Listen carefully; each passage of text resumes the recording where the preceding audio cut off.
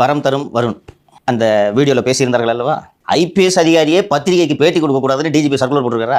அப்போ இந்த காவலர்கள் எப்படி பேட்டி கொடுத்தாங்க? ஐபிஎஸ் அதிகாரியிலே பேட்டி கொடுக்கக்கூடாது, காவலர்கள் பேட்டி கொடுக்கலாமா?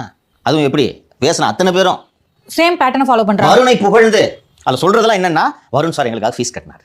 வருண் சார் மாச சம்பளம் வாங்குறாரு, அவர் எப்படி உங்களுக்கு ஃபீஸ் கட்டுவார்? அதில் ஒரு 5 கான்ஸ்டபிள் பேசுனாங்க, 5 பேருக்கு எப்படி ஃபீஸ் கட்டுவார்?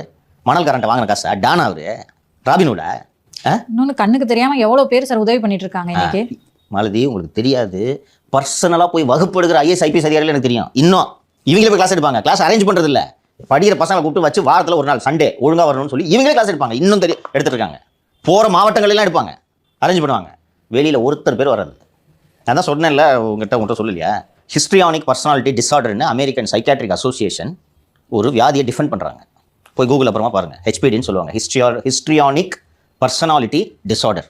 இந்த சிக்கல் இருக்குது. ஸோ இந்த பேட்டி கொடுத்தாங்களா, வரம் தரும் வருணில் பேட்டி கொடுத்தாங்கல்ல, அந்த 5 காவலர்கள் மீது நடவடிக்கை எடுக்க வேண்டும் என்று உள்துறை செயலாளருக்கும் டிஜிபிக்கும் புகார் அனுப்பிவிட்டேன். அந்த வீடியோவை இணைச்சு ஐபிஎஸ் அதிகாரியே பேட்டி கொடுக்கக்கூடாதுன்னு சொல்லி தான் நீங்கள் வருணை போட்டு பேட்டி கொடுத்துருக்கீங்க.